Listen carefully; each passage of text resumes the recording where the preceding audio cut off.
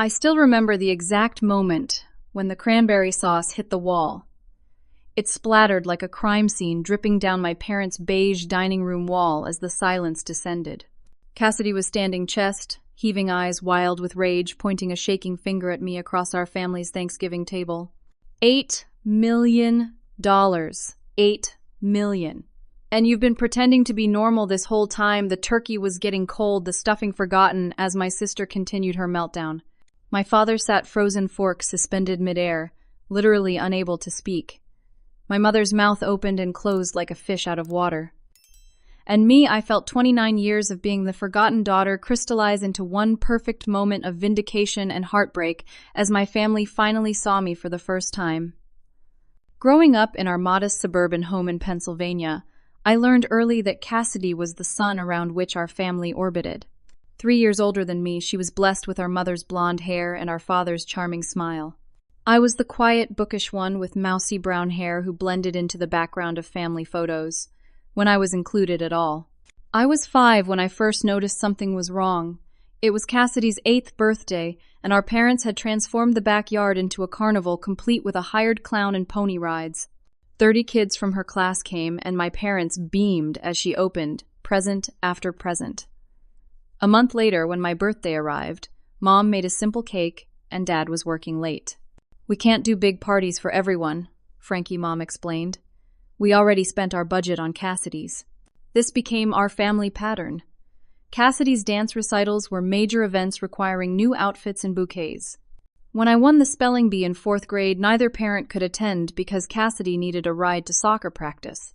The trophy sat unacknowledged on my desk for weeks, until I finally tucked it into my closet. Christmas mornings were perhaps the most painful. Cassidy would unwrap designer clothes, electronic gadgets, and whatever toy was trending that year. My pile was always smaller, practical items like socks, school supplies, and books from the discount shelf. One year, when I was 12, I received a hand-me-down coat that had been Cassidy's while she opened a brand new laptop. "Cassidy needs it for school projects," Dad explained when he saw my face. "You're still young. Your time will come." But my time never came. When I brought home straight, as my father would nod distractedly, when Cassidy brought home C's, there were celebrations for her improvement. Mom constantly compared us. "Why can't you be outgoing like your sister, or Cassidy makes friends so easily, Frankie?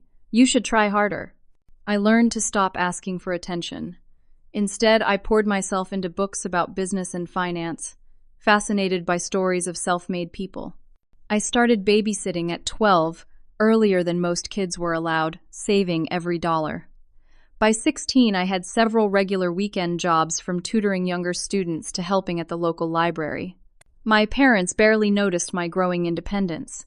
They were too busy managing Cassidy's busy social calendar and soothing her frequent emotional storms. When she didn't make cheerleading captain, Dad took her shopping to cheer her up. When she lost her 3rd part-time job for showing up late, Mom made excuses about how sensitive she was. I never confronted them about their favoritism, not when Dad missed my high school honor society induction to attend Cassidy's boyfriend drama. Not when Mom forgot to take me shopping for prom but spent weeks helping Cassidy prepare for hers. Not even when my graduation dinner was cut short because Cassidy called with car trouble. Instead, I channeled every slight into quiet determination. While my family wasn't looking, I was building something they couldn't see yet, an unwavering belief in myself and my abilities.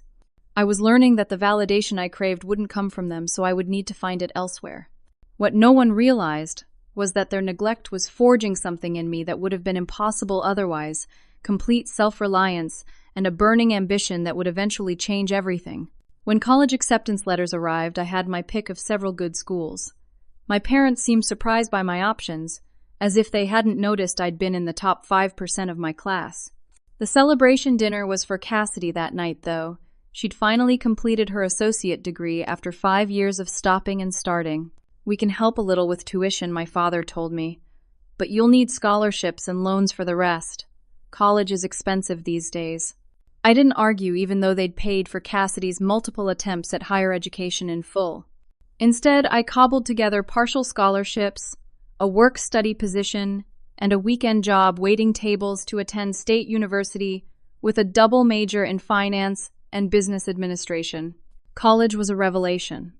Away from my family's dynamics, I found people who valued my intelligence and dedication. Professors praised my work ethic and analytical skills. My roommate Taylor became the first real friend who chose me, not just tolerated me as Cassidy's little sister. "You're the most focused person I've ever met," Taylor told me once. "You're going to be someone important someday." Those words fed something starving inside me. I worked harder taking extra classes while maintaining my jobs. I slept 4 hours most nights studying investment strategies and market trends after completing my regular coursework. While other students partied, I interned at a local financial firm for course credit and experience rather than pay. During my junior year, Cassidy dropped out of college again, this time to follow a boyfriend to Nashville where she planned to break into the music scene. When that relationship inevitably imploded 3 months later, my parents sent her money to come home and paid for her apartment while she found herself. Meanwhile, I graduated summa cum laude, though only my mother attended the ceremony. Dad stayed home because Cassidy was going through a rough patch after another breakup. I accepted my diploma with Taylor's parents cheering for me in the stands, having adopted me as their honorary daughter. My first job after college was in the financial department of a mid-sized corporation in Philadelphia. The starting salary was modest, but I lived frugally, sharing an apartment with 2 other recent graduates in a less desirable neighborhood. Every month, I put 30% of my paycheck into savings and investments, starting with small, cautious moves in the market. During family dinners, my parents would vaguely ask about my job in the city before quickly turning to Cassidy's latest drama, her new retail position. She hated the coworkers who didn't appreciate her or her latest dating. Disaster. "Frankie's always been the steady one," Mom would say, as if my stability was somehow less interesting than Cassidy's chaos. "She's always been so independent." What they didn't know was that I'd started spending my evenings and weekends developing a financial consulting service for small businesses struggling with cash flow management. It began with one client, the owner of the coffee shop where I studied during college, who had mentioned his bookkeeping challenges. I offered to help organize his finances for a small fee, and the results were so impressive that he referred me to other local business owners. After 2 years at my corporate job, I was burning out from essentially working 2 full-time positions. But my side business was growing rapidly, and I was earning nearly as much from my consulting as from my day job. Still, I hesitated to make the leap to full entrepreneurship. Then came the turning point. I had developed a proprietary software tool to help my clients visualize their cash flow and make better financial decisions. It was nothing fancy. Just something I'd taught myself to code to make my consulting work more efficient. One of my clients mentioned it to her brother-in-law, who happened to be the CEO of a regional banking software company. He called me directly asking for a demonstration. 2 weeks later, he offered to license my software for an amount that made me check the number of zeros twice. He also offered me a development contract to refine it for their institutional clients. I gave notice at my corporate job the next day. When I called my parents to share my decision to start my own business, my father's response was predictable. "Is that really wise? Frankie, corporate jobs have security and benefits? Cassidy just got laid off again and it's been really hard on her. You should be grateful for what you have." I mumbled something about having saved enough for a safety net and changed the subject. What I didn't tell them was that my little software deal had just made me financially independent at 24 years old. Or that I was about to move into a better apartment and open an office downtown. Some news I was learning was better kept to myself. As my 25th birthday approached, my consulting firm had grown to include 3 employees and a roster of loyal clients. The software licensing deal had expanded to include several regional banks, and I was in talks with a major financial institution about a nationwide rollout. My personal net worth had quietly crossed the $1 million mark, a milestone I celebrated alone with an expensive bottle of champagne in my new downtown apartment. That same week, I flew home for Thanksgiving. Cassidy had just moved back in with our parents after another failed relationship left her financially strapped. She spent dinner talking about her plans to open a boutique despite having no business experience or startup capital. "Dad's going to help me with the initial investment, right, Daddy?" she said, flashing the smile that had always gotten her what she wanted. My father nodded indulgently. "We'll figure something out, Princess." Later, I overheard my mother in the kitchen. "Frankie's doing okay with that business thing of hers, but I worry. She works too hard and never seems to have fun. Not like Cassidy. She really knows how to live. I returned to Philadelphia with a strange sense of liberation. My family had no real interest in my life or success, which meant I was free from their expectations or judgments. I could build my empire in peace, without their interference or sudden interest in my finances. Over the next 3 years, my business thing expanded exponentially. My financial software platform, now called ClearFlow, gained industry recognition for its intuitive design and powerful analytical capabilities. I established a separate technology company to develop and market it while maintaining my original consulting firm. I made strategic investments in several tech startups, 2 of which were acquired by larger companies for substantial returns. By my 28th birthday, my net worth had quietly grown to $8 million. I owned a beautiful condo in the city, though I furnished it modestly and drove a reliable but unremarkable sedan. Money, I had discovered, was most valuable when it provided freedom rather than status symbols. I dated occasionally but focused primarily on my businesses until I met Jack at a charity gala. A structural engineer with his own modest firm, he was refreshingly unimpressed by networking opportunities and spent most of the evening discussing historic bridge designs with me in a quiet corner. On our 3rd date, I cautiously explained my financial situation and was relieved when he didn't seem fazed. "That's impressive," he said simply. "You must be very good at what you do. Want to try that new Thai place on 5th Street, I heard. Their curry is amazing." As our relationship deepened over the next year, Jack became the only person who knew both versions of me, the successful entrepreneur and the overlooked daughter. He encouraged me to be honest with my family, but didn't push when I resisted. They've never been interested in my success before, I explained. Why would I give them information they haven't earned? Besides, I like my privacy. The truth was more complicated. Part of me feared that revealing my success would lead to requests for money from Cassidy or my parents. Another part, the wounded child still seeking approval, worried they somehow still wouldn't be impressed. And a small, petty part of me enjoyed having this secret power they knew nothing about. My double life continued. To my family, I was still just Frankie with her small business, living a modest, unmemorable life. They rarely asked for details, so I rarely offered them. When I visited home, I wore simple clothes and left my successful CEO persona in Philadelphia. Meanwhile, Cassidy bounced between jobs and relationships, always with some new drama or crisis. My parents continued to bail her out financially and emotionally, depleting their retirement savings more than they realized. One Christmas, I overheard my father on the phone with their financial advisor, worry evident in his voice. They had refinanced their house to help Cassidy start a short-lived event planning business that had quickly failed. Now they were struggling with the increased mortgage payments.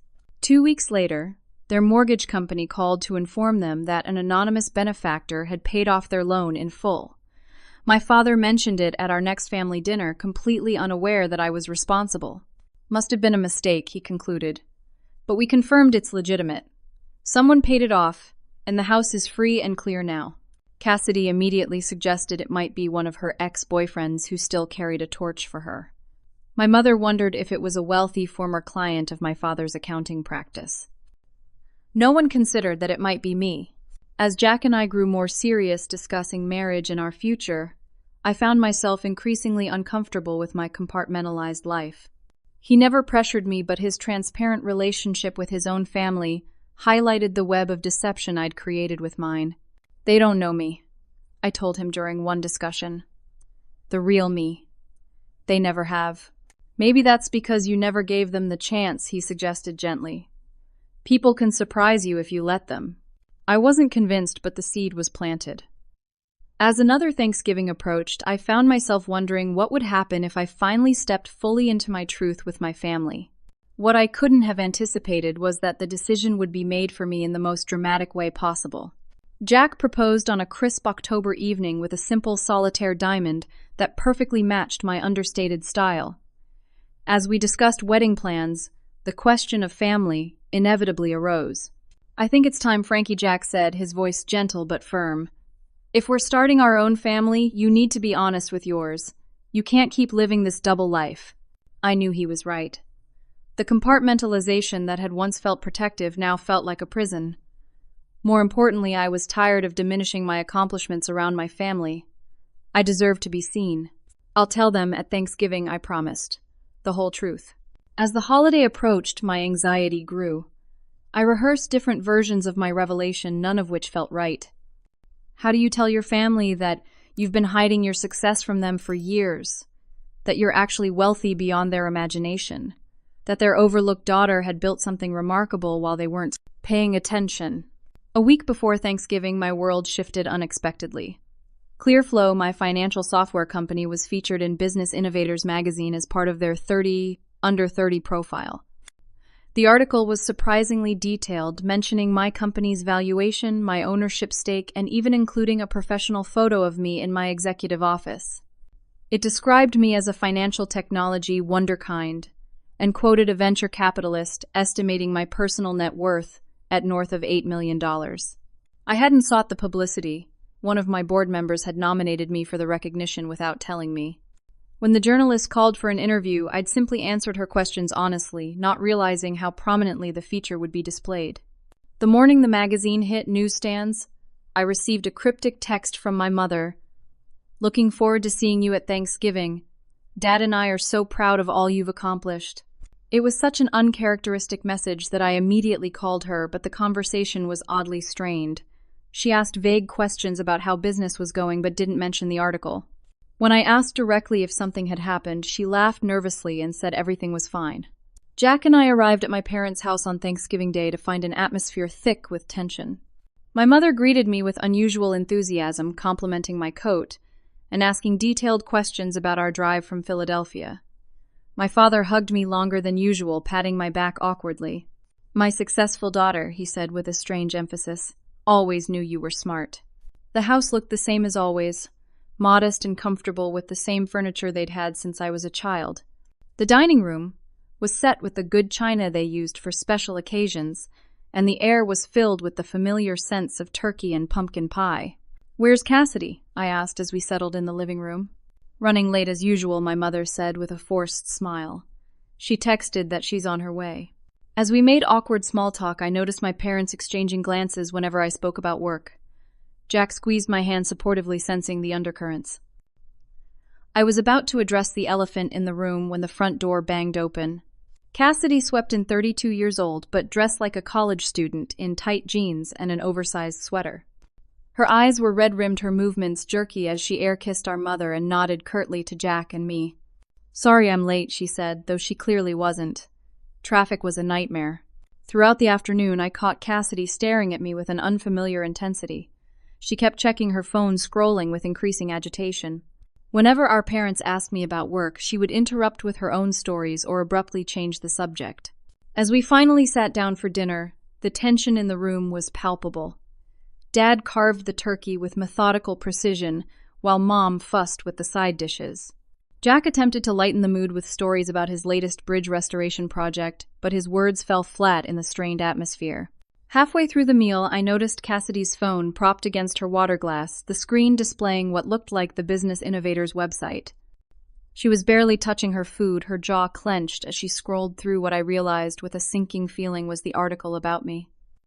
I was about to excuse myself to the bathroom to collect my thoughts when Cassidy suddenly looked up from her phone, her expression twisted with anger. "So, Frankie," she said, her voice cutting through the awkward dinner table conversation, "I've been doing some research about you today. Very interesting reading." Every head at the table turned toward her. My father paused with his fork halfway to his mouth.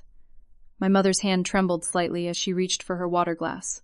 "Is there something you want to ask me, Cassidy?" I said quietly, my heart pounding. $8 million, she said, her voice rising. 8 million. Is that really what you're worth?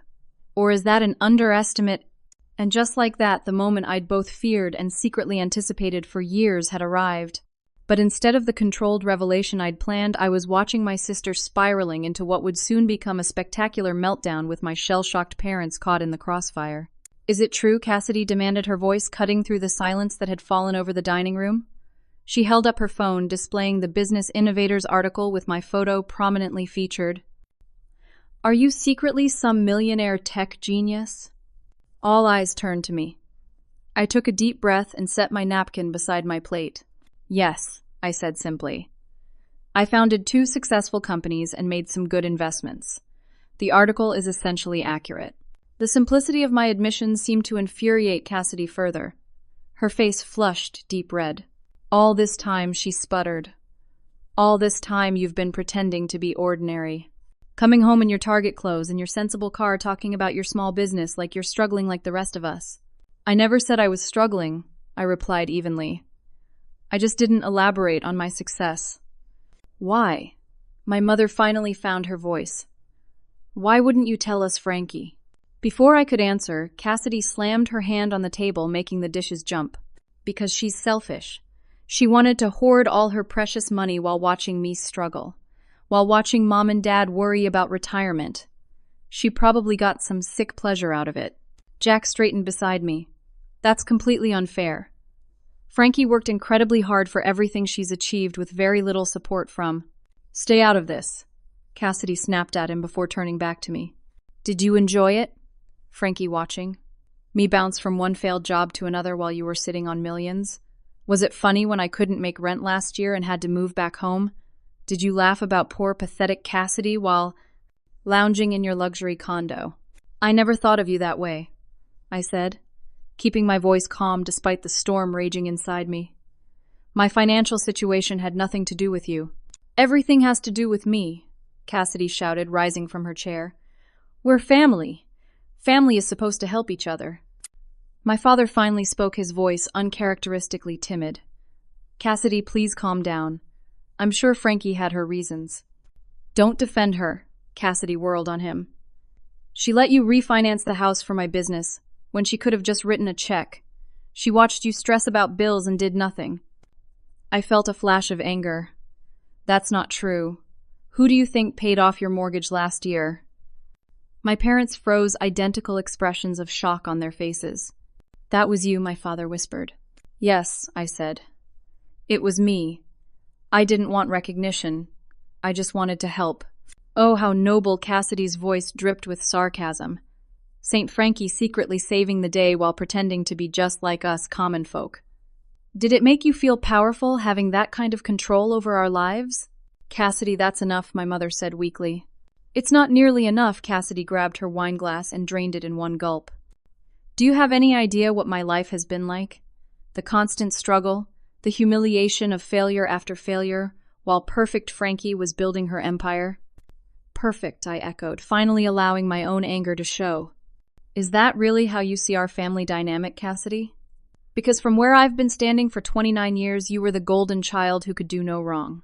Who got every advantage, every opportunity, every ounce of attention while I was barely an afterthought. That's ridiculous, my mother protested. We never treated you differently. Jack made a small sound of disbelief beside me, but I barely registered it.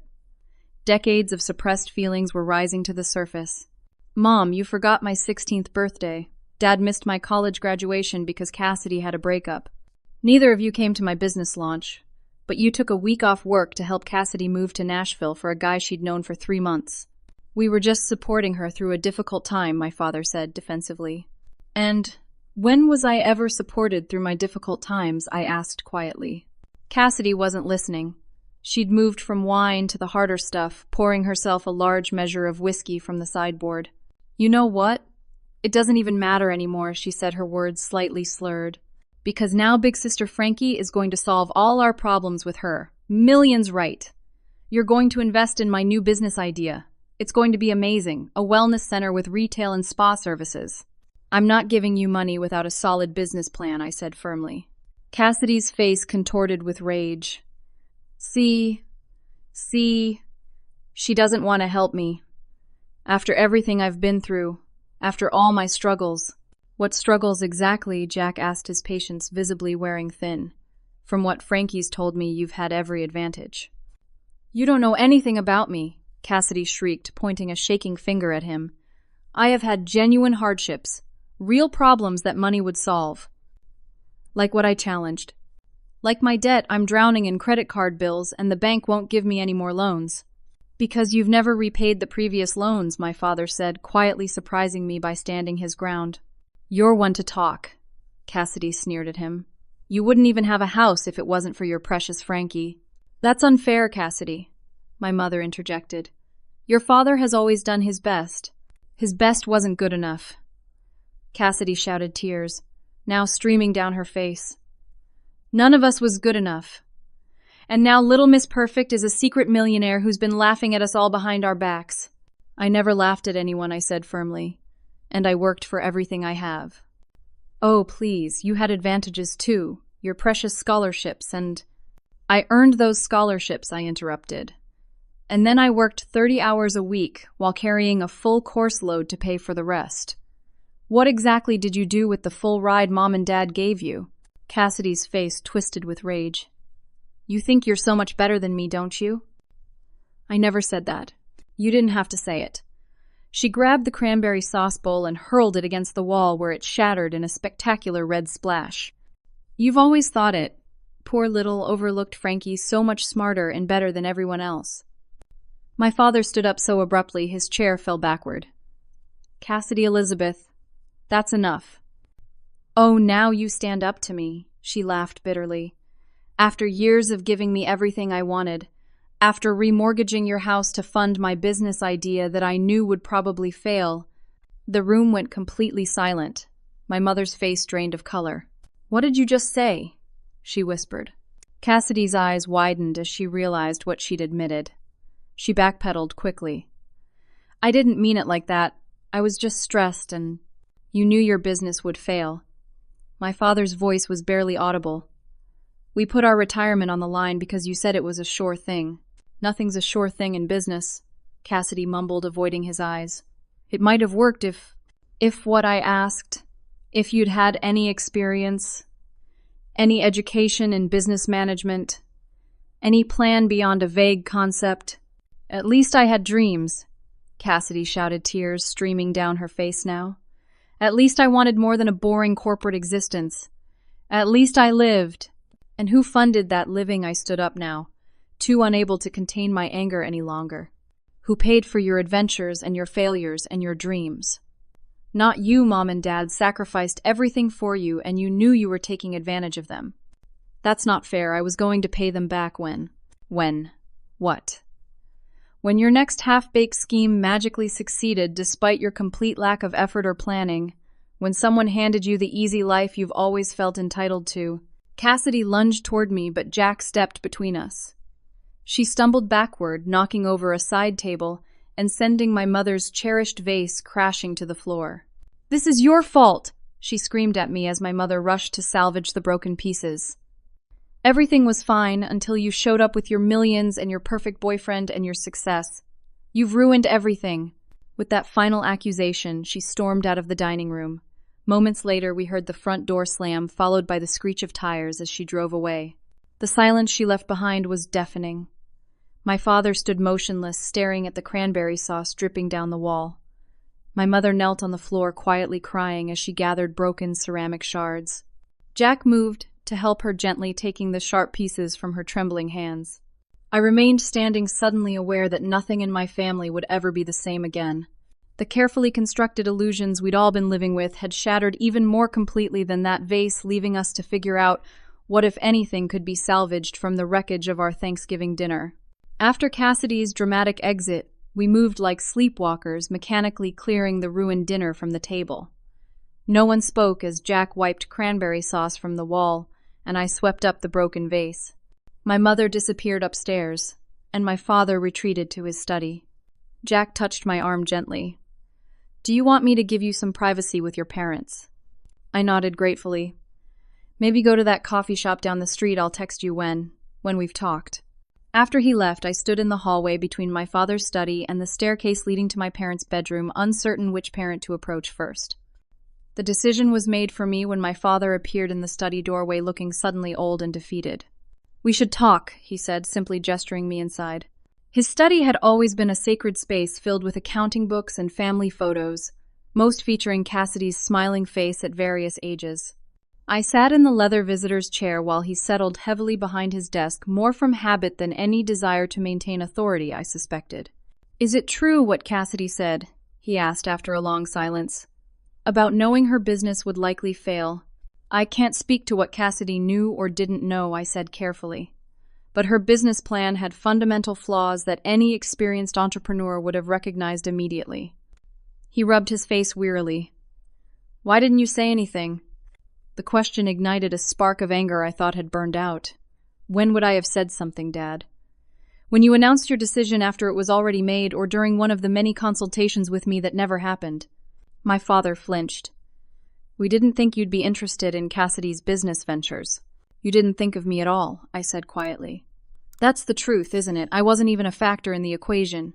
He opened his mouth as if to deny it, then closed it again, his shoulders slumping. I don't know what to say that wouldn't sound like an excuse. Try honesty, I suggested. After 29 years, I think I've earned that much.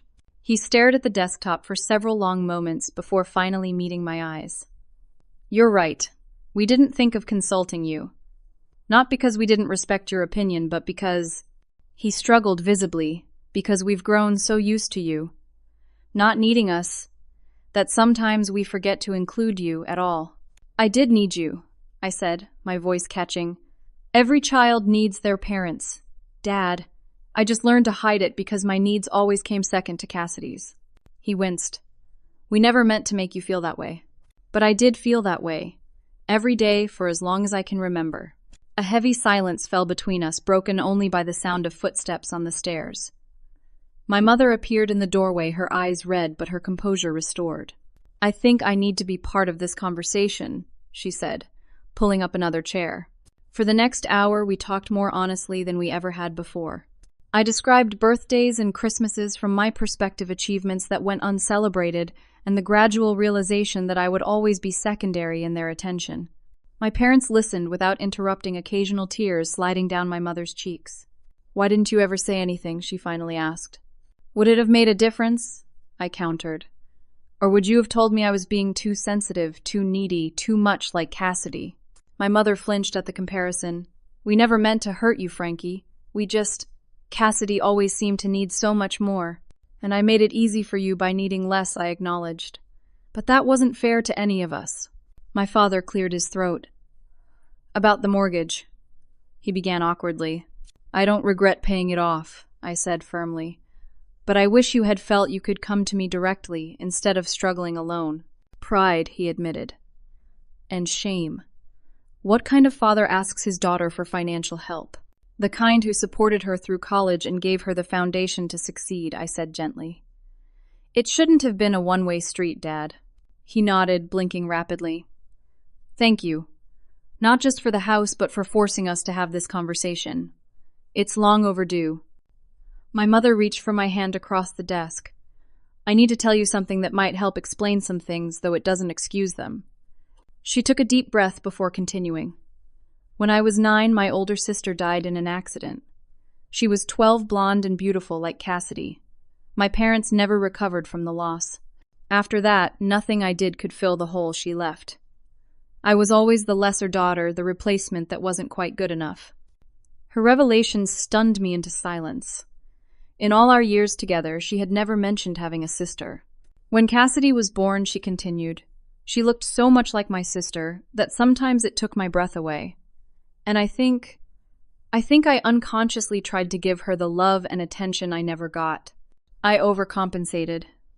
And in doing so, I repeated the pattern with you that hurt me so deeply as a child. Mom, I whispered my anger, giving way to a complex mixture of emotions I couldn't immediately identify. It doesn't excuse what we did, she said firmly. But I want you to know it wasn't because we loved you less or valued you less. We got caught in patterns we didn't even recognize until tonight. My father reached across the desk to take both our hands, creating a circle. I enabled it too. Cassidy's needs were always so loud, so immediate. Your independence made it easy to focus on her and assume you were fine. That was our failure, not yours. The conversation continued long into the evening, painful but necessary. We talked about Cassidy, about my companies, about Jack and our engagement. For perhaps the first time, my parents asked questions and genuinely listened to the answers. There were moments of tension and tears, but also unexpected laughter, as I shared stories of my early entrepreneurial attempts.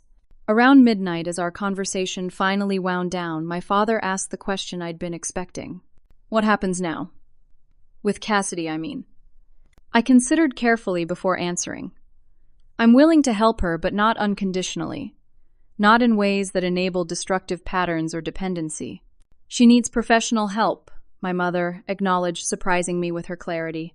Financial counseling at minimum, possibly therapy. I can arrange both, I offered. But she has to want to change. I can't force that. My father nodded slowly. And us. Where do we go from here?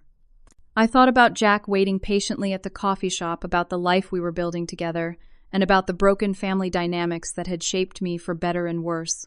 We start over, I said, finally. Not forgetting the past, but not held prisoner by it either. We try to build something healthier, with honest communication and realistic expectations. I'd like that, my mother said softly. Very much. As I texted Jack to come back to the house, I felt something shift within me. Not the neat resolution of a fairy tale ending, but the bittersweet beginning of a more authentic relationship with my family. The road ahead would have its challenges, but for the first time I believed we might navigate them together, eyes open to both our limitations and our possibilities.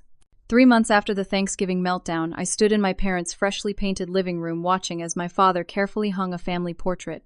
It wasn't an old photo, but a new one taken just weeks ago, all of us together with genuine smiles that reached our eyes. A little to the left, Dad, I suggested, and he adjusted accordingly. Perfect, my mother said, coming in with a tray of coffee. The first of many new memories. The past months had brought dramatic changes to our family dynamics. After Cassidy's explosive exit from Thanksgiving dinner, she had disappeared for nearly 2 weeks, ignoring calls and texts from all of us. When she finally resurfaced, it was with a tearful late-night call to our parents, who immediately called me. She's ready to talk, my mother had said. Really talk. Are you willing to listen?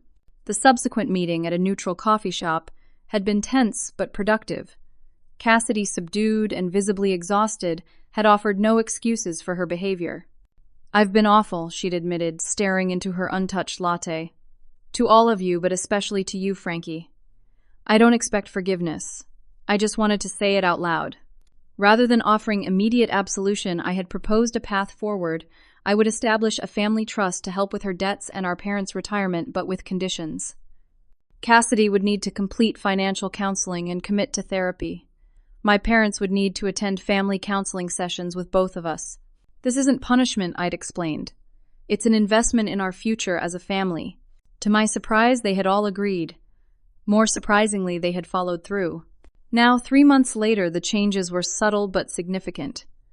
My father had taken a genuine interest in my companies, not for financial gain, but to understand the world I'd built.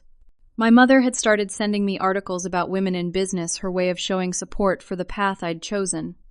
And Cassidy. Cassidy was doing the hard work of confronting her entitlement and insecurity. More coffee, Frankie, my mother offered, breaking my reverie. Please, I smiled, accepting the cup. Is Jack still helping Dad with the garage shelves?